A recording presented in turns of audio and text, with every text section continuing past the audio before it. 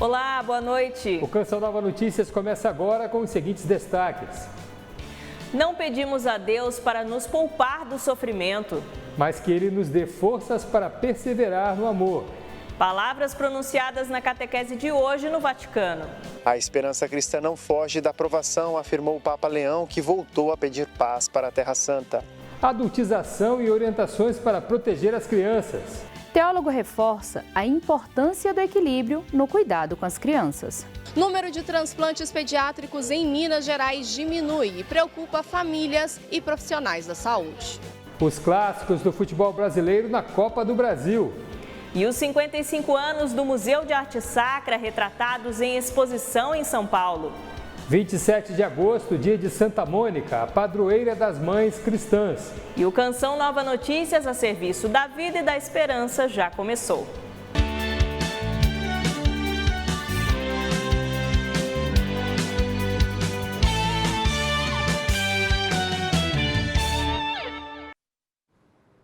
Boa noite. O Papa Leão XIV afirmou hoje que a esperança cristã não foge da provação, mas busca forças para perseverar no amor. Na catequese, o Santo Padre voltou a pedir o fim do conflito na Terra Santa e o retorno urgente da ajuda humanitária à faixa de Gaza. A audiência geral com o Papa Leão XIV reuniu milhares de fiéis na Sala Paulo VI, no lado de fora do auditório e na Basílica de São Pedro. O pontífice refletiu sobre a prisão de Jesus no Jardim das Oliveiras e destacou que ele demonstrou ali ser um homem livre. Deixar-se prender revelou que a esperança cristã não é fuga, mas determinação. Questo atteggiamento è il frutto di una preghiera profonda. Para o Santo Padre, esta atitude é o resultado de uma oração profunda, em que não pedimos a Deus para nos poupar ao sofrimento, mas nos dê força para perseverar no amor. De acordo com o Papa, a verdadeira esperança não tenta evitar a dor, ao contrário, mesmo quando se está no coração do sofrimento mais injusto, é na esperança que reside a semente de uma nova vida. É o amor de Deus que sustenta o ser humano e permite que o fruto da vida eterna amadureça em cada pessoa.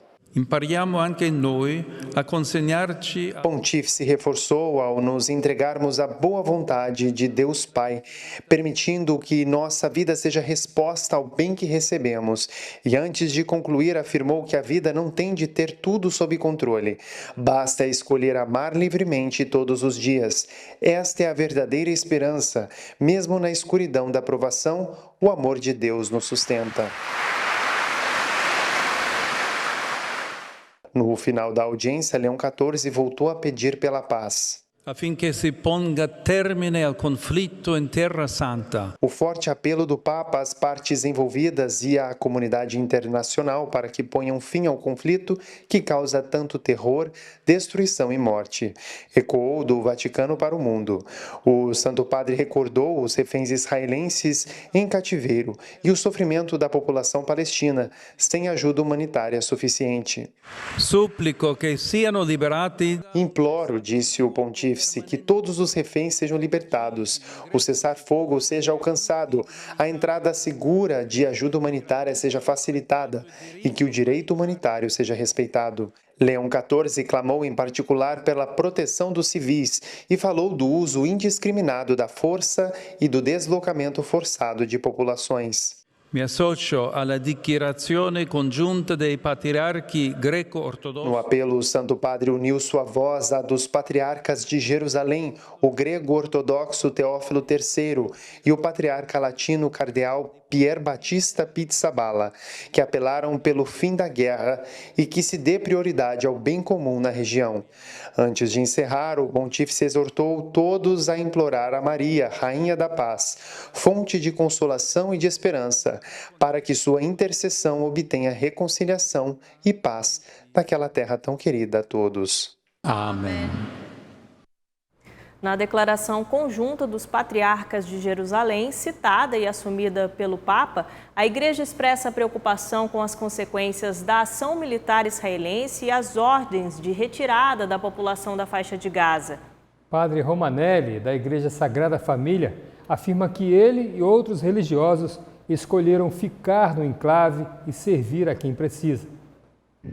A decisão do governo israelense de assumir o controle total da cidade de Gaza preocupou os patriarcas de Jerusalém, Teófilo III e Pier Battista Pizzaballa. Juntos, afirmaram que os religiosos que atuam no enclave palestino permanecerão para cuidar daqueles que buscaram abrigo nos dois complexos. De acordo com os patriarcas, o sofrimento deste tempo deixou a muitos enfraquecidos e desnutridos, e para eles, tentar fugir para o sul seria o equivalente a uma sentença de morte. O comunicado afirma que a ordem de retirada da população e dos bombardeios acrescentam mais destruição e mortes e demonstram que a operação não é apenas uma ameaça, mas uma realidade que atinge a todos em Gaza. Padre Gabriel Romanelli está à frente da única igreja católica na região. O religioso afirma que ele e outros missionários estão na faixa palestina para servir a Jesus Cristo na Eucaristia e na pessoa dos pobres e dos doentes e daqueles que sofrem. Entendemos que o Senhor nos chama a continuar a servi-los, disse o religioso. A situação na cidade de Gaza se agravou.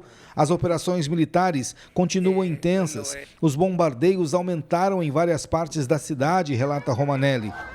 Unido aos patriarcas, Padre Romanelli mais uma vez pediu o fim do conflito. Com grande simplicidade e humildade continuaremos, disse ele, afirmando não ser fácil e que todos estão nas mãos de Deus e confiam que, com a ajuda de tantas pessoas boas ao redor do mundo, tudo isso um dia acabará. Agosto, mês das vocações na igreja, nos dá a chance de conhecer os caminhos que muitos religiosos seguem ao atender o chamado de Deus. Nesta última semana do mês, nossa reportagem especial é sobre o testemunho dos leigos na missão evangelizadora. Confira na reportagem de Emerson Tersini e Ederaldo Paulini. Vocação, algo sublime, desde o batismo, consagrados para amar. No âmbito eclesial, são muitas as formas de servir. Tem as catequistas, tem todas as pessoas que são os que trabalham na liturgia, os leitores, cantores, aqueles que ajudam a fazer ornamentação na igreja, aqueles que também fazem acolhida na igreja. A linha de frente da igreja é constituída pelos leigos, já diria o Papa Francisco. Todos são chamados a assumir com generosidade esta missão de evangelizar. Seja qual for a realidade, faça sol ou chuva, o convite é diário. Vem e segue-me. Dia 5, 6 e 7 deste mês agora, setembro, teremos o aprofundamento Reacende a Paixão por Deus, pela Igreja e pelas almas. A Larissa não perdeu tempo e lançou as redes. Ela, que faz parte do movimento Jovens Sarados, um dia também foi alvo do carinho de Deus. E em 2023 houve um apelo do Senhor Eto, da Canção Nova, assim como o Monsenhor Jonas fez, ele fez conosco, perguntando quem gostaria de dar um ano da sua vida a Deus. Se você se entregou 100% ao mundo, por que você não vai se entregar 100% a Deus? E aquilo incomodou bastante o meu coração. A consequência de um sim a fez missionária no continente africano. Um sim de serviço e de cura. Eu tinha a minha vida toda estruturada, eu tinha uma família estruturada, eu morava em outro país, eu morava na Argentina, fazia medicina.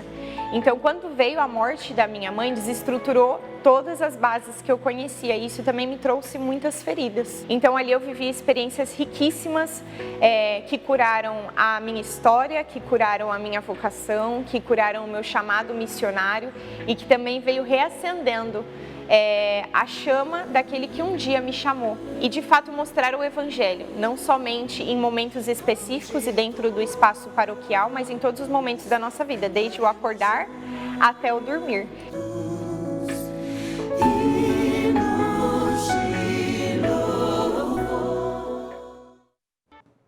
O ministro Alexandre de Moraes determinou que equipes da Polícia Penal do Distrito Federal passem a monitorar a casa do ex-presidente Jair Bolsonaro.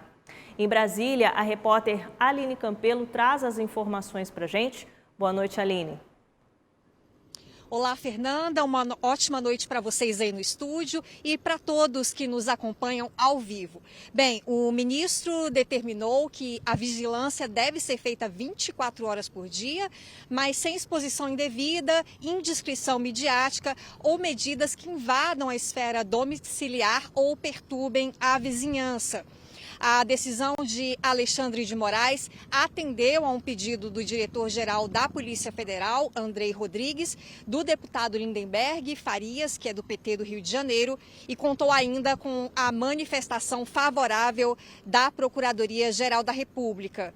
O julgamento do ex-presidente Jair Bolsonaro e de outros 7 réus por suposta tentativa de golpe de Estado está marcado para começar no dia 2 de setembro e com previsão de término para o dia 12. Serão 8 sessões na primeira turma aqui no Supremo Tribunal Federal, que é presidida pelo ministro Cristiano Zanin e composta aí pelo colegiado dos ministros Alexandre de Moraes, Luiz Fux, Flávio Dino e Carmen Lúcia. Entre os réus estão o ex-ministro da Justiça, Anderson Torres, o general da Reserva, Augusto Heleno, e o tenente-coronel Mauro Cid, que foi ex-ajudante de ordens de Bolsonaro e é o delator no processo. A nossa equipe aqui em Brasília vai acompanhar tudo de perto. Eu volto com vocês no estúdio. Fernanda. Obrigada, Aline. Boa noite. Obrigada pelas informações. A Índia, quinta maior economia do mundo, também sofreu imposição de tarifa de 50% do governo americano. E uma das justificativas é que os indianos continuam comprando petróleo russo. Essa estratégia norte-americana de usar a economia para alterar a política mundial também foi aplicada ao Brasil. Acompanhe na reportagem de Sidney Fernandes e Antônio Matos. Na feira de tecidos em Nova Delhi, capital indiana, os comerciantes já esperavam pela taxação de produtos em 50% imposta pelos Estados Unidos. A aposta deles é vender o máximo que podem para o comércio interno. Brasil e Índia, velhos parceiros do BRICS, agora amargam as taxas mais altas do planeta. No caso do nosso país, os números da balança comercial com os Estados Unidos indicam que o Brasil está em desvantagem. Os dados estão no site oficial do Escritório do Representante Comercial dos Estados Unidos, o STR, agência do governo americano. Em 2024, foram negociados 127 bilhões de dólares, elevação de 12% em relação a 2023, 14 bilhões de dólares a mais de um ano para o outro. Compramos deles peças, motores, máquinas e outros itens, no valor de 49 bilhões de dólares.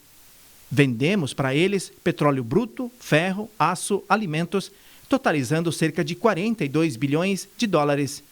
No fim das contas, saldo positivo de quase 7 bi em favor dos Estados Unidos.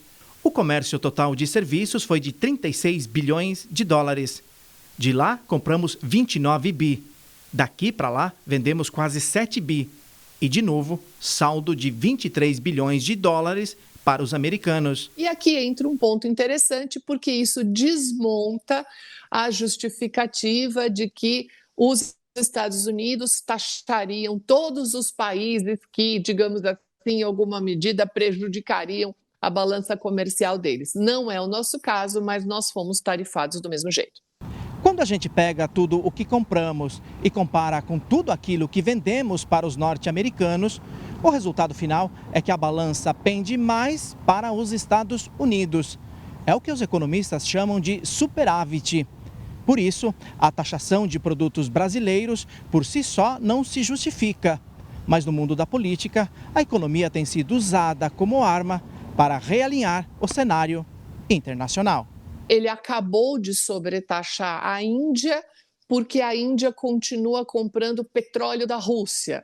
E ele acabou de afirmar que ele vai sobretaxar o Canadá se o Canadá reconhecer o Estado palestino. Então, é muito importante esses dois exemplos para que a gente entenda que esse mecanismo de aumento de alíquota de importação dos Estados Unidos está sendo usado como uma ferramenta, digamos assim, de movimentação geopolítica, muito mais do que uma questão econômica. Nesse cenário, O governo americano abriu investigação em meados de julho sobre a política comercial brasileira. O governo do Brasil já respondeu e negou que adote medidas discriminatórias ou restritivas ao comércio americano. Além disso, rechaçou práticas desleais. A expectativa é que representantes de setores afetados pelo tarifaço se reúnam para dialogar no escritório do representante comercial dos Estados Unidos entre os dias 3 e 4 de setembro.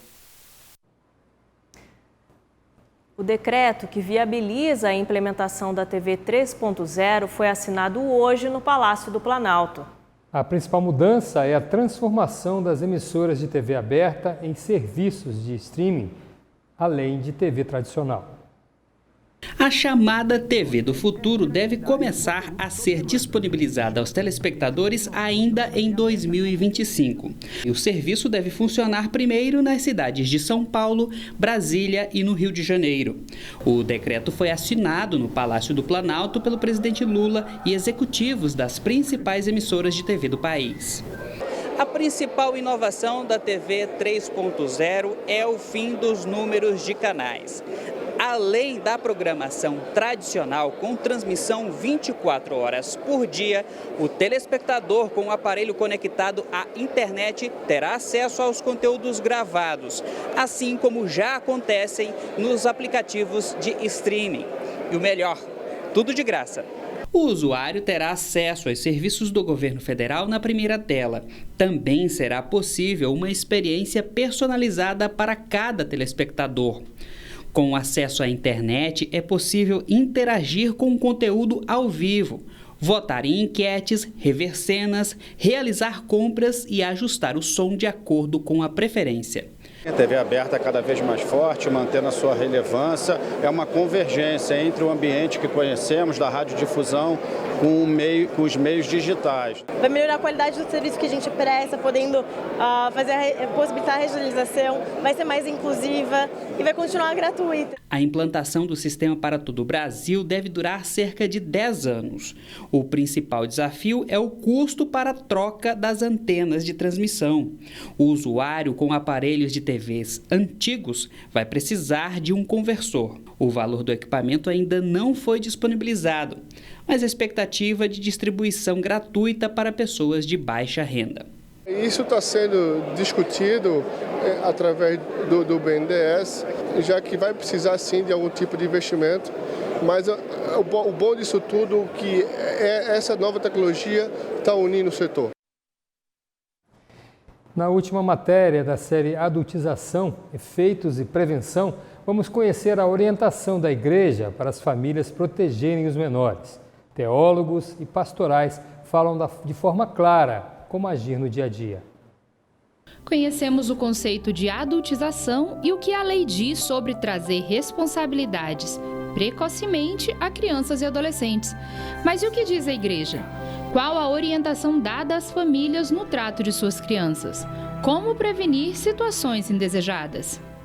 Prevenção é resguardar. Prevenção é governar. Prevenção é preparar as pessoas para que possamos viver em comunidade.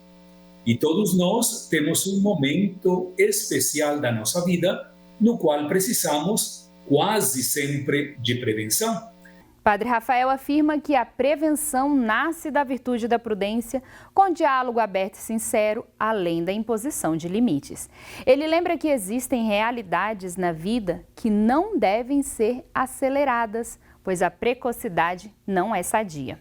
Cada momento do processo de amadurecimento deve ser respeitado para evitar que as crianças cresçam com desconfiança. A maior prevenção que nós temos hoje é a companhia. Quando você está acompanhado de um adulto responsável, não temos que ter medo a tudo, e nem tudo vai acontecer. O pior que pode fazer um adulto no processo de maturidade da criança é infantilizá-la, porque vai criar imaturidade, suspeita e curiosidade. Vice-coordenadora da Pastoral Familiar da Arquidiocese de Brasília, Antonete Lobo frisa a importância da família como igreja doméstica e da vivência do amor dentro de casa. Viver a espiritualidade dentro de casa. Não basta você ir à missa aos domingos, botar lá na catequese e não viver essa fé dentro de casa, né? É preciso ter amor, é preciso ter diálogo, é preciso conversar, estabelecer um vínculo familiar, afetivo muito forte. E como é que se vive isso? Com amor. Com o exemplo da própria casa, ela reforça a importância de reservar um momento em família, como diálogo e refeições à mesa. Isso é fundamental para estabelecer um vínculo forte com os seus filhos. Você pode estabelecer um horário para vocês fazerem, olha, o almoço de domingo ou de sábado, a gente vai fazer em família. Por quê? É o mesmo que você está dizendo, esse momento é nosso. Esse momento é para eu mostrar o meu amor por você. É o momento que você tem para falar comigo, para me dizer o que está se passando. A curiosidade faz parte do processo de conhecimento. A precocidade é o pior que pode acontecer no processo do conhecimento. Estamos de volta agora para falar que pesquisadores brasileiros e franceses participam de um encontro no estado do Pará. A prévia da COP30, marcada para novembro deste ano, é para discutir questões climáticas e os caminhos para diminuir as agressões ao meio ambiente no mundo. A natureza não suporta tanto descaso. Os animais são prejudicados pela falta de cuidado com o meio ambiente. Imagens como essas reforçam o pedido do Papa Francisco de zelar por aquilo que é precioso, a casa comum. No estado do Pará, local da COP30, pesquisadores brasileiros e franceses se reúnem até a próxima sexta-feira para discutir os desafios das questões climáticas. Esta é uma iniciativa da Embaixada da França no Brasil e do Museu Paraense Emílio Gueldi.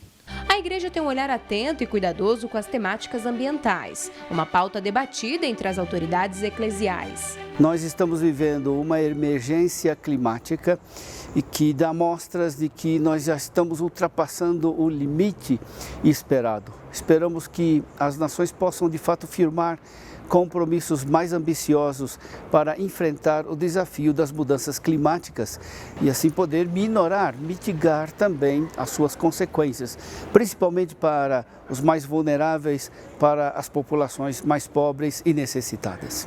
Mais do que a maior floresta tropical do mundo, a Amazônia é o lar de muitas famílias. O zelo com este espaço deve ser amplo e consciente. Devemos encarar a floresta não somente como um grande depósito de recursos naturais, mas num lugar onde há pessoas que estão cuidando da floresta. Se a floresta está de pé até os dias de hoje, é também por conta destas pessoas, destas populações. Embora os desafios climáticos sejam muitos, há sempre a oportunidade de estabelecer novos caminhos para a mudança. O outro desafio é aproveitar a COP para criarmos uma consciência ecológica, para criarmos uma consciência de necessidade de uma conversão ecológica, como dizia Papa Francisco. Se conseguíssemos despertar a nossa sociedade para isso, nós já teríamos dado também uma grande contribuição. E eu espero que essa contribuição nós, como igreja, possamos dar na COP de Belém.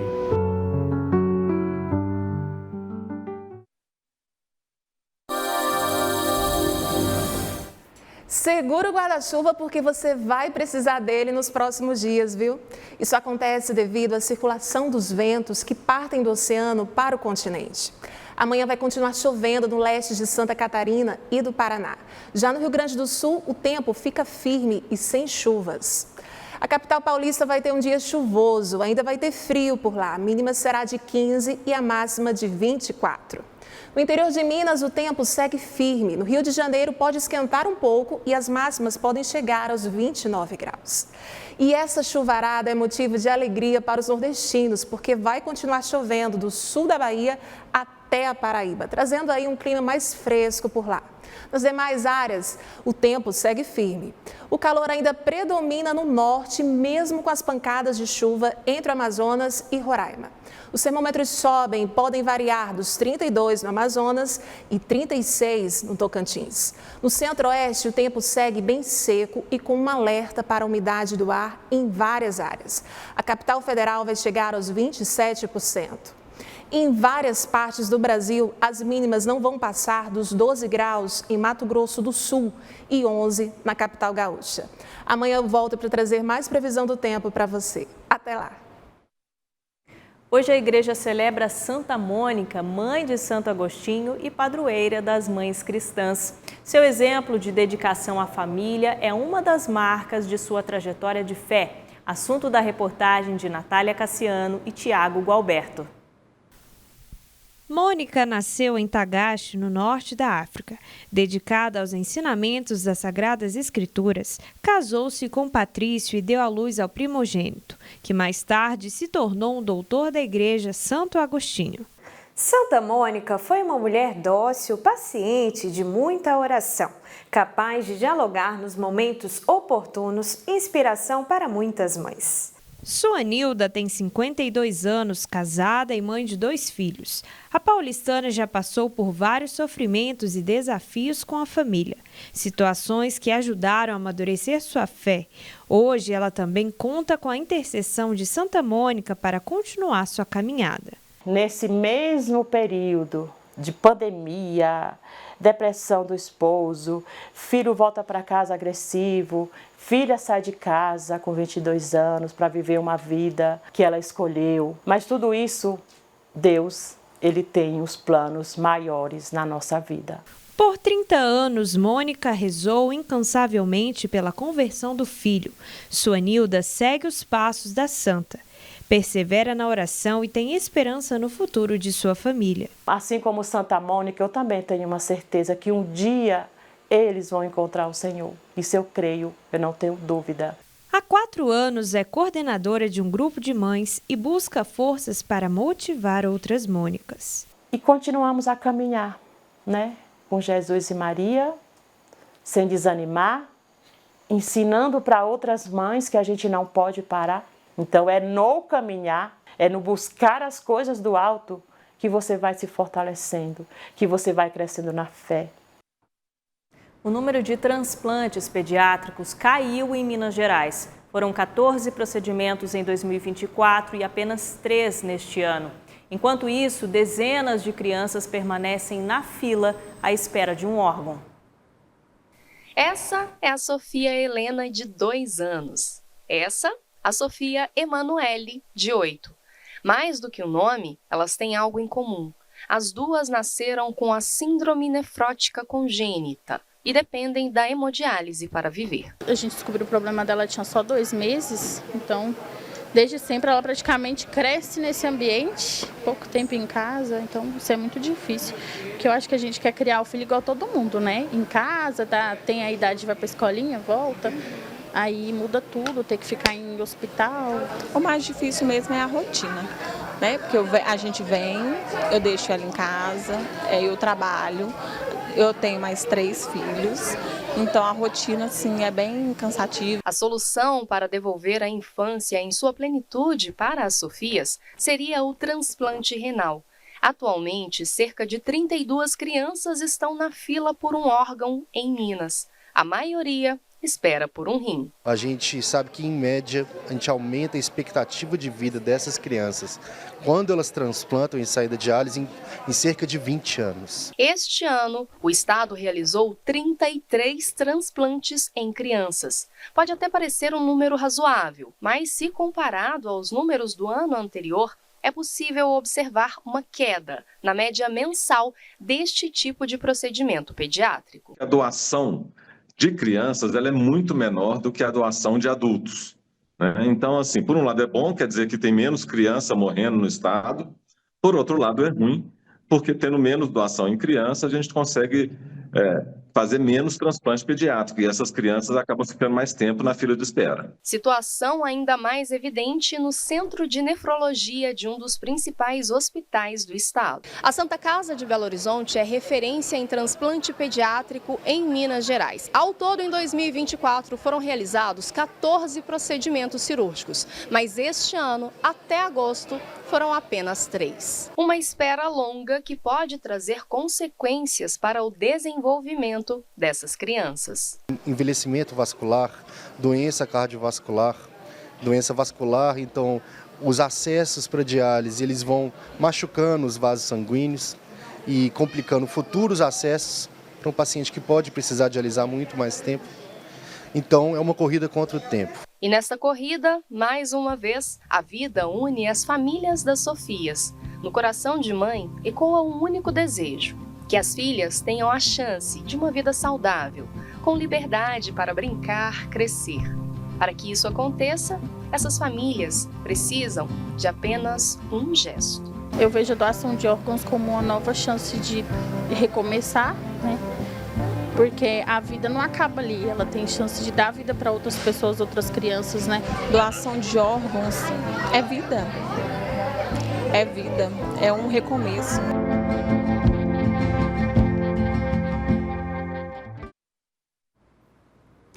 Esperamos que essas famílias consigam, né, o tratamento e que essas meninas cresçam com muita saúde, né? É isso mesmo, Fernanda. E que as mães sejam fortes para suportar essa fase que vai passar, se Deus quiser, né? Com a intercessão de Santa Mônica. Isso mesmo. O Canção Nova Notícias fica por aqui. Daqui a pouco, a partir das 8 da noite, tem transmissão da Santa Missa do Clube da Evangelização, direto do Santuário do Pai das Misericórdias, aqui em Cachoeira Paulista. Uma boa noite e até amanhã, se Deus quiser. Boa noite. Até amanhã, se Deus quiser.